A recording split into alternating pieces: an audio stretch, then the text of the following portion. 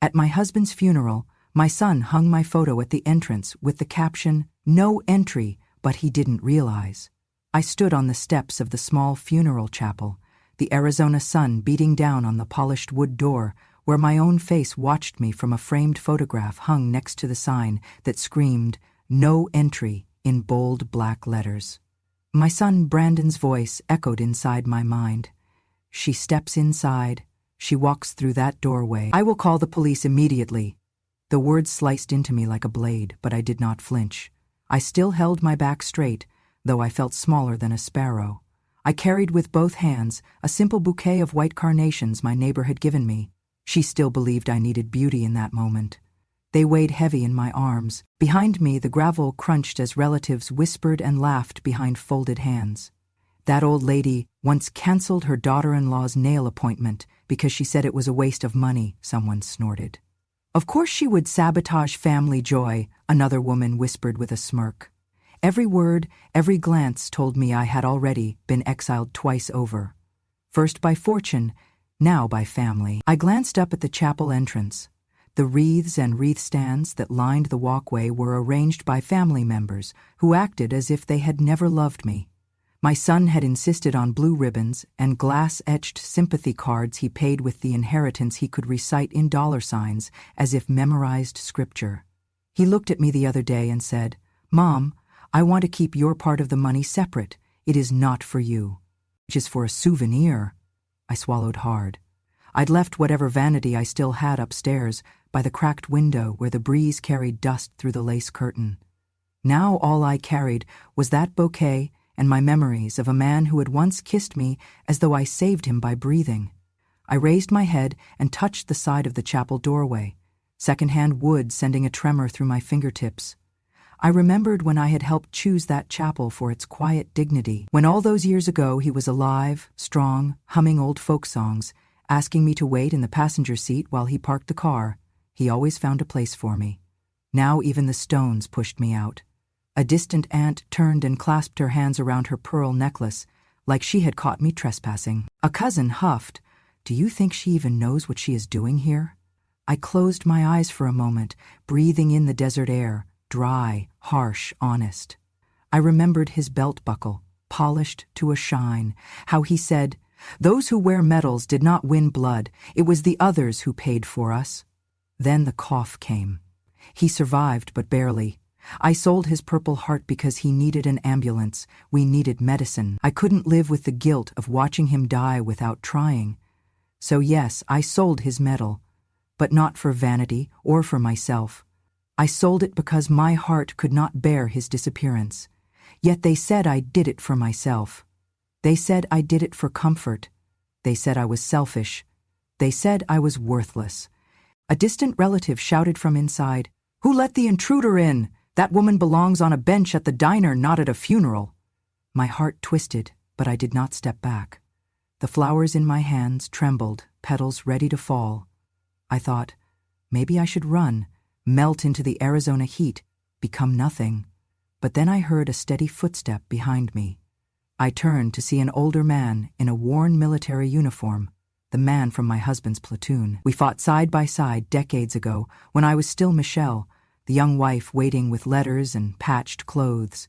At his chest was the ribbon of the same Purple Heart I had sold. In his hands was a polished wooden box. He stepped forward and said quietly, "Michelle, he would want this returned to you." He placed the box on a small folding chair set in the shade of a mesquite branch. I stared at it. Inside was the medal, the Purple Heart I sold, and on the inside of the lid was a letter in my husband's shaky handwriting. "Michelle, you are the real medal. Without you, I never survived. This is yours always and beyond." My breath hitched. I stared at the words, read and reread until the parking lot dust settled over my vision. Inside the chapel was beginning the somber notes of the funeral service. I could faintly hear the minister say, "We gather to honor the life of a beloved husband, a veteran, and a father." And there I was, standing outside, holding his words, his truth, and his greatest honor, returned not in a court document, not in my son's arrogance, but by a comrade who remembered. My tears were steady, not for myself, but for the injustice of being judged when I had only tried to save the man I loved. I stepped forward now, unlocked by that truth, from the scorching steps into the chapel. The "no entry" sign looked small, ridiculous. I slipped past it, silent but invincible. The door closed behind me, not with shame, but with recognition that this place was always mine. I remember the day he told me he had been seeing someone else. We were sitting in the living room, where the pale light filtered through lace curtains and dust settled like memory.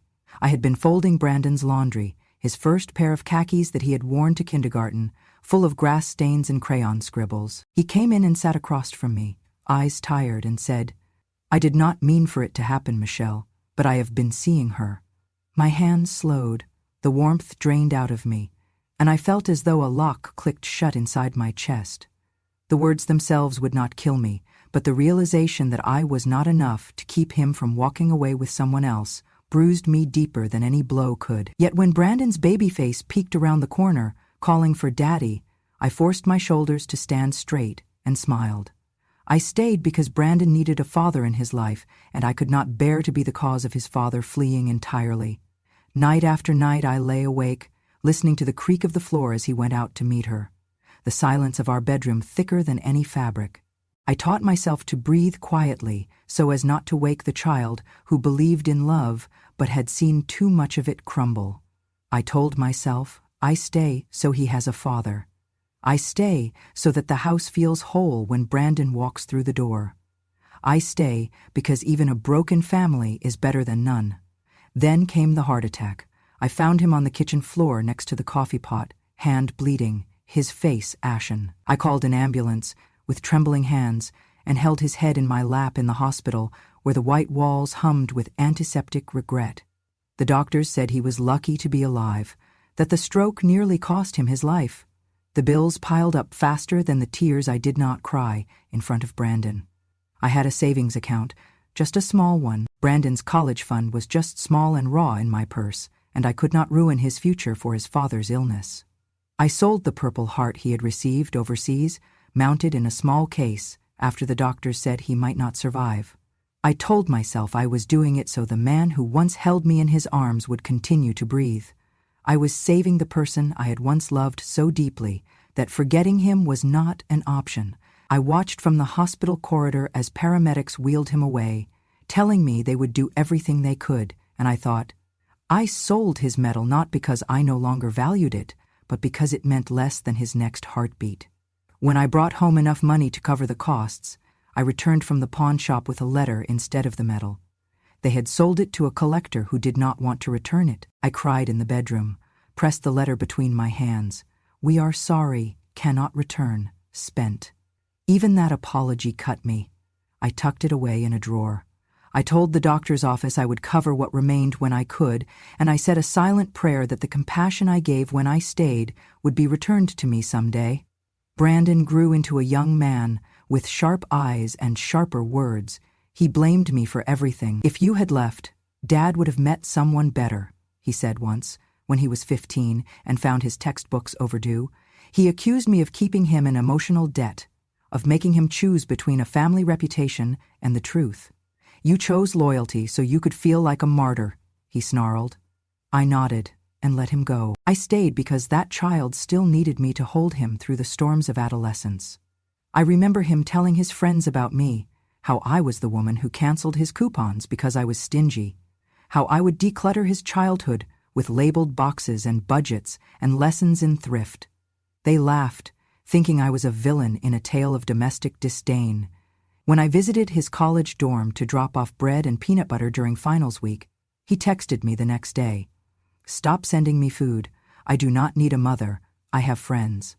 I stopped sending food, but I cried when I heard his roommate say, "You are lucky your mom cares." Some of us eat ramen every night. Every memory burned me. The prom night I drove him so he would not be stranded. The award ceremony where he glowed and I clapped louder than anyone else. The science fair when my camera jammed and I still managed to catch that photo of him standing proud beside his volcano model. I taped that photo to the fridge, its tape curling with time, even after he moved out and college bills consumed the rest of my living expenses. Years later, After the funeral, people in the neighborhood told me how they saw him signing papers, how he looked over his shoulder before leaving the house I had once called our home. He was living with his girlfriend now, the same one he told me about so many years ago. They had been seen choosing paint colors for a nursery. I felt nothing. I remembered the night he was born, quiet and perfect, and the day he flew away, bursting with ambition, and I whispered to the night sky, "I did this so you would fly, not so you would cut ties." In the end, I was the woman who carried 2 broken hearts in her arms, his originally, then mine. I sold the metal, not for comfort, but because sometimes love demands giving away the symbols of sacrifice for the sake of another life. I stayed not because I had to, but because loyalty is sometimes the loneliest place of all. I arrived at the chapel doors, clutching my coat tightly around me as though it were a fragile shield, the air inside heavy with mirrored chandeliers and muffled voices. As I stepped forward, a uniformed attendant blocked the entrance without a word. His stern face softened only momentarily. When he saw my trembling hands holding that small bouquet, I opened my mouth to say something gentle, something about my husband, but the words were snatched away by the collapsing hush around me. Brandon emerged from behind the closed doors, his posture rigid, eyes burning with contempt. He spoke into the silence like a prosecutor. She sold Dad's Purple Heart just to buy anti-anxiety medication for herself. The words spread through the chapel like spilled ink, staining the air in ways I could no longer ignore. I felt a swirl of motion behind me. Recognizable faces blurred. Friends of my husband, cousins whose names I could once recite, neighbors who had once offered casseroles, rising from their chairs. They exchanged glances before filing past me toward the front pews. I stood still, their movement like a wave of indifference crashing across the chapel floor. One of my husband's old fishing buddies tapped Brandon lightly on the shoulder and whispered. I heard, though I did not see. She did it to save him. We know. But no one intervened, and no apology rose in the air. I swallowed slowly, tasting the bitterness of being erased in front of people who once fed my pride. Update. I took another breath and saw my husband's fishing partner step closer to the attendant, leaning down with a quiet urgency. The man's face clouded with something like regret. I knitted my fingers tighter around the flowers. I had not come here for forgiveness, but to stand witness to truth, not lies. My legs folded into themselves when I noticed Dylan, my neighbor, showing the security guard a few wrinkled bills, enough to pay for the coffin and more. Then the guard simply stepped aside. The shift was slight, but to me it broke chains. Brandon's voice was gone. The room paused around its echo. I inhaled and walked forward, each step a thunderous drum, but toward the threshold of entry. Once inside, the chapel felt small, suffocating, and all the forged respect I once earned seemed to evaporate. I could see the collar of the pastor's robe, the stained glass reflections on the casket, and I thought, is this where I belong? I had carried his dreams across decades, and the honor of those years was evaporating under the accusation that I had sold a symbol of valor for pills. Then Brandon stood at the front with his wife, her eyes filled with performance, not grief. He cleared his throat and added for effect, "Feel free to take a seat, but outside." The room stiffened, the guests in the back rearranged, shifting into solid bodies between me and the front pews. I felt my bones fold into calm. I did not speak. I only placed the carnation bouquet on a small table, next to a framed photo of my husband, smiling, alive, before illness stole him. A sob escaped my throat. Not mine. The pastor cleared his throat. Let us pray.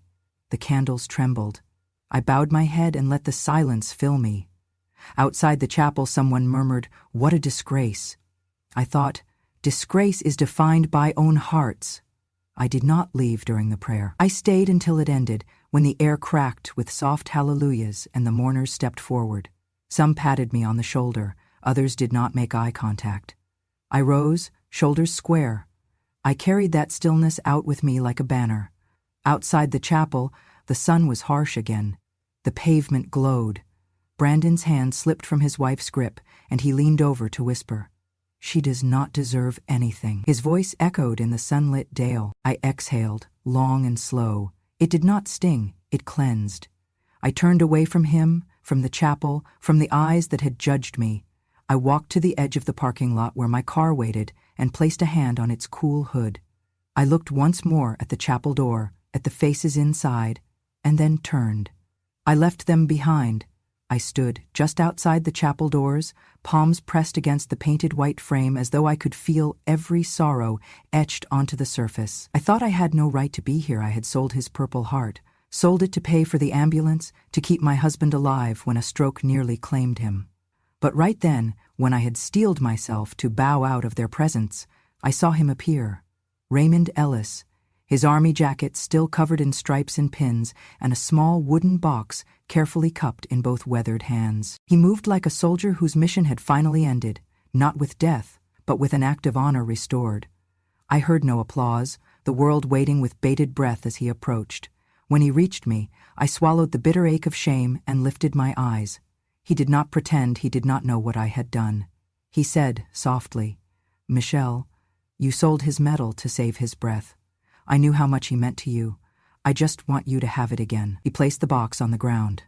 My breath caught when I saw the brass corner inlay, the grain of the wood polished to a glow.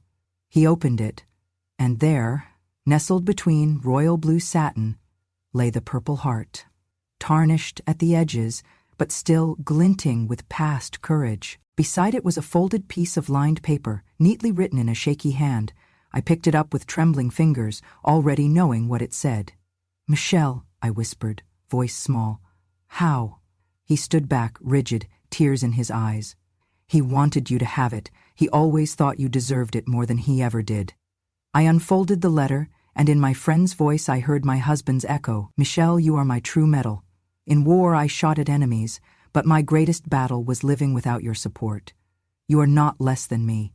Give your heart to the world. It is stronger than mine ever was." I pressed the letter to my chest, my body folding into the weight of love, sacrifice, regret, and redemption. A car backfired. The canvas of the world shivered at that moment, as if something ancient and true had roared back to life. Inside, I could hear Brandon cough. I turned and looked at him, his face ashen, eyes red with midnight tiredness. No one else was watching. They had all scattered when Raymond entered, too stunned to remain curious. I knelt, gathering the Purple Heart and the letter together. They felt heavy and holy in my lap. "Put the bouquet down," Raymond said gently. I did, and he took my arm and led me inside. The guard parted like a sea for someone important, not because of politics, but because of character. Regained. We walked through the chapel hush. The minister paused mid-prayer, his eyes following us. I thought I would cry, but every drop of tears had already fallen where they needed to, inside the box, inside my heart, beside my husband's name on that paper. Raymond whispered over my shoulder. He asked me to bring it back here if you ever needed it. I walked to the front, the aisle thick with the smell of lilies and cedar, and placed the box on the same table where the flowers stood. The photograph of my husband looked almost triumphant by comparison, not because the military had honored him again, but because the woman he loved had found closure for him and for herself. When Brandon stood when he saw me walk in, confusion flashed across his face like lightning. He wanted to say something, but I raised a hand. I did not need to speak. The medal spoke. The letter spoke.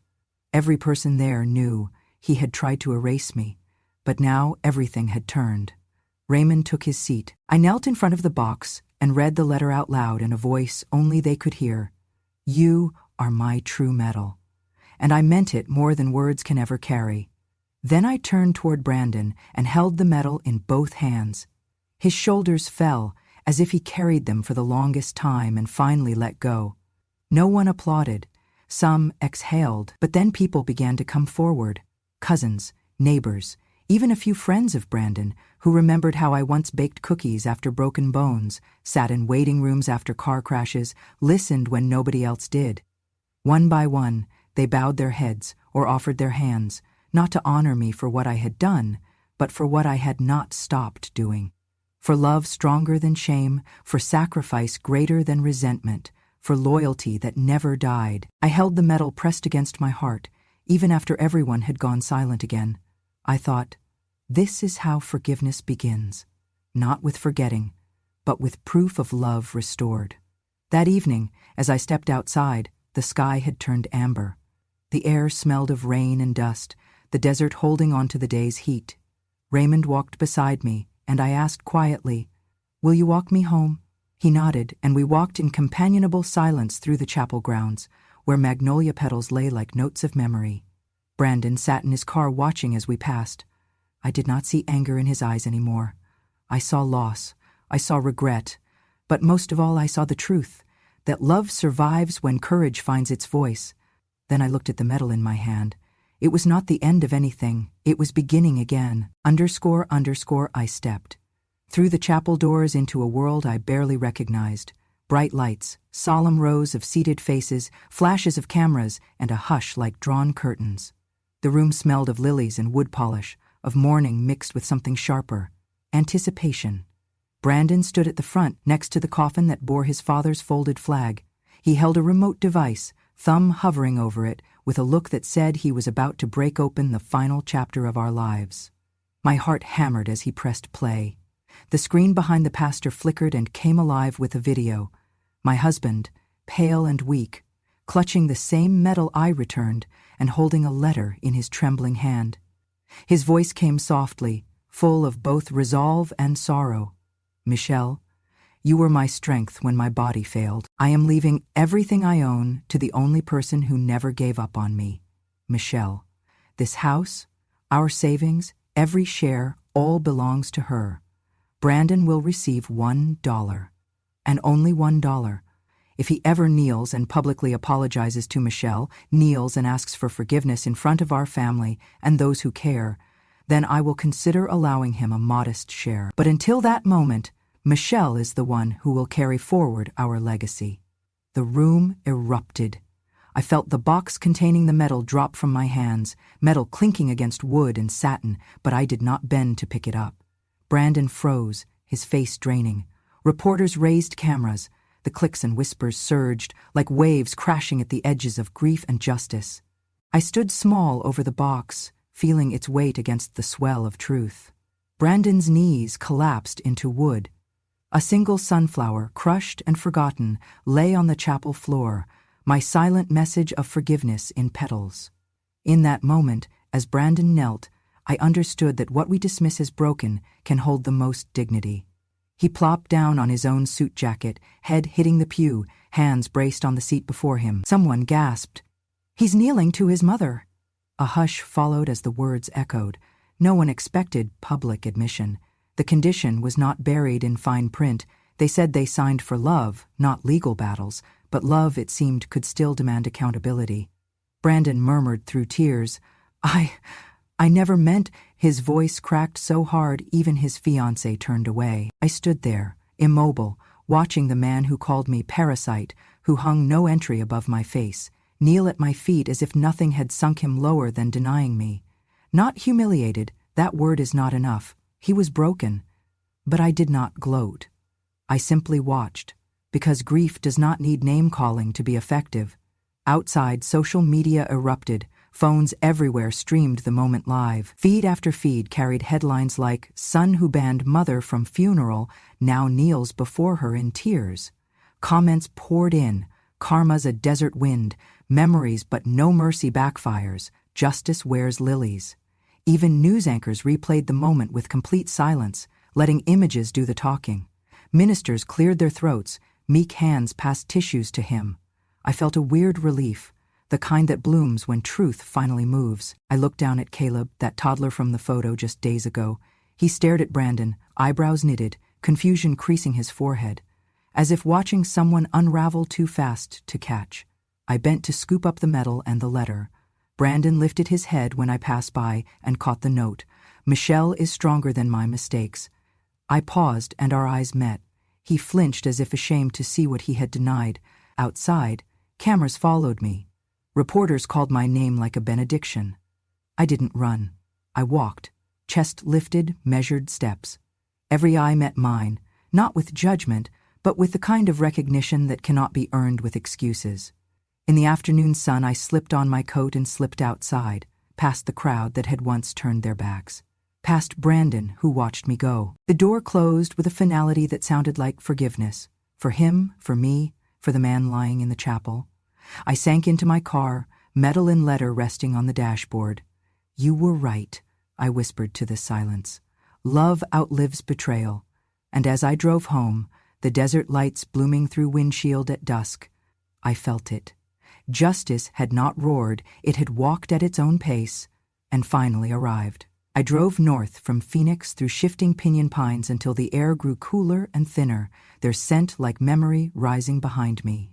Here in the high desert beyond Flagstaff, I found a small house, a modest wood-paneled cottage with a porch swing that creaked rhythmically in the mountain breeze. I placed the Purple Heart and the letter from my husband on the mantel, where they caught the flame from a lone saguaro candle, dripping wax onto weathered brick. I did not ask for peace, but I needed silence. This place offered space between the heartbeats of my past and whatever future I would allow myself to pursue. A week later, a knock came on the door. I opened it to find the editor of the local paper on the stoop, a tall woman with warm gray eyes and steady hands. She introduced herself and said, "I'd been watching your story. We'd be honored if you would write a column for our readers. Call it A Word from the Mother They Turned Away." Her words sent a tremor through me. I had expected whispers or pity, not an audience that would hear me. I nodded and she stepped back, leaving me with a business card and a future I never believed I deserved.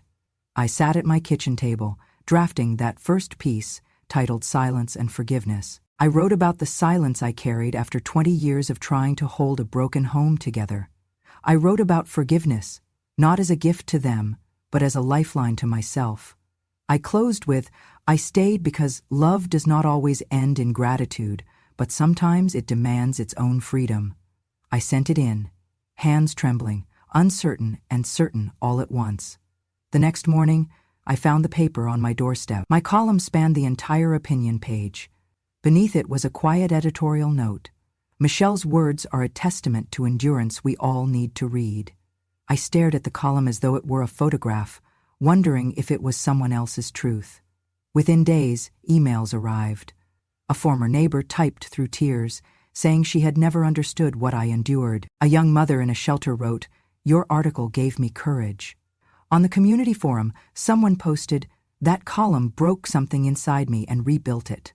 I had not expected leaders to celebrate a woman who endured, but a quiet revolution was unfolding. Then came the in-person visits. A store owner brought a loaf of freshly baked bread and said, "Your column saved my marriage today." A retired schoolteacher pressed a flower into my hand, tears in her eyes. I knew war. I knew love. Now I know peace. Their voices formed a chorus, not of blame but recognition, human dignity remembered. One evening, as sunset draped the sky in rose and gold, I stepped onto the porch, swinging gently. I looked at the candle melting quietly in the window. The Purple Heart gleamed. I thought of how many times I bent so our family would stand, and now here, in the mountains, the silence I asked for became the voice I needed. A few weeks later, a paper ran a special feature, photographed me at my table, hands folded, expression calm, titled, "Michelle, a Beacon of Human Strength." I felt exposed and honored. No more orchestrated perfection, just the quiet aftermath of what sacrifice can become, someone's quiet love made visible. At the end of summer, I received an invitation from the school board to speak at their kickoff assembly. They wanted the children to hear about resilience. I stood before third graders in a crowded gym, knees shaking. I told them simply, bravery is not loud. Sometimes bravery is choosing hope after everything breaks. They clapped so soft, so honest, I carried that sound home with me. Brandon did not come back. The house on the hill sat empty. His inheritance flickered into something empty. But the world I built in Flagstaff thrived with quiet voices, neighbors greeting me at the farmer's market, the librarian recommending books I had written by accident with my words on the page. The mountain wind carrying a sense that life, even at the end, can rise again. I realized then that my inheritance was not measured in property or pennies. It was measured by the soft illumination of words that outlived despair. So now, when I look at that Purple Heart and the letter on my mantle, I see two truths. The metal is just metal, but the love that brought me to this moment is indelible. And as I rock gently on the swing, twilight folding around me, I say into that silence, "You cannot break a spirit that has chosen to rise." I settled into life in Flagstaff as though I were learning a new breath, a slower, deeper kind that only mountain air knows. The days stretched wide, quiet spaces opening doorways to memories I had long tucked away. I spent mornings sipping tea on the porch swing, watching the sun crawl across granite and juniper. But there was a loneliness in peace when it had no purpose, waiting to be softened by connection. One afternoon, I wandered into the local assisted living community just to retrieve some ingredients I had dropped off earlier, then lingered by a window where an elderly woman sat alone, tracing lines in a sketchbook with a faded pencil. Her name was Ruth, and something in the gentleness of her hands called to me. I introduced myself and asked if I might sit.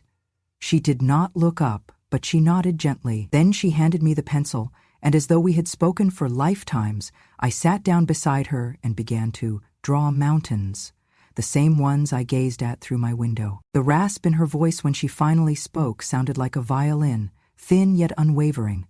"Colors bring back memories I thought I lost," she said, and I knew then that I had found a companion who understood the ache of memory and the quiet strength of drawing them back into life. We began meeting every week. On Tuesdays I brought pastel chalks and sketchbooks. She brought stories. One day she fashioned a canvas from an old t-shirt, painting silhouettes of the life that had once been hers, grandchildren, dances, long summers, and smiled when she folded it. "So, you remember that summer too?" I did. I remembered even the smell of her lavender soap. We decided, almost without speaking, that those afternoons should become more than our therapy. We proposed an art group for other residents, people who were often overlooked as shadows, simply waiting. We called it Living Lines. I asked permission from the facility director, who hesitated. "Do you think they will want to do art?" she asked. I said, "Art does not ask permission, it simply waits for us." The director watched Ruth sketch a hummingbird, her hands steady and sure. She nodded once. That was all the permission we needed. In the first week, 10 people attended. Some held their brushes like they had forgotten how. Others, hands spotted with Parkinson's, pressed crayons too hard or too soft, but they painted. They painted tulips, stories, tears, laughter. I watched Dorothy, who had not spoken much since her husband died, draw a child holding her hand. She sat back and said softly, "I remember her hair." The room cleared of posture. The tension lifted. I thought, that afternoon, this is why we were given hands that tremble. They bring innocence back. We invited local artists to join us, a sculptor who taught clay bowls, a musician who brought a guitar, and asked them to trace the curve of each string with their fingertips before strumming. Creativity swelled like a fountain through the space. The art teacher whispered to me one day, "They are remembering the parts of themselves they thought gone." That word, remember, became our quiet anthem. The health benefits appeared almost too gentle to notice at first. Maggie, who had declined every invitation to lunch for months, began joining us afterward. She said her appetite returned with each brush stroke.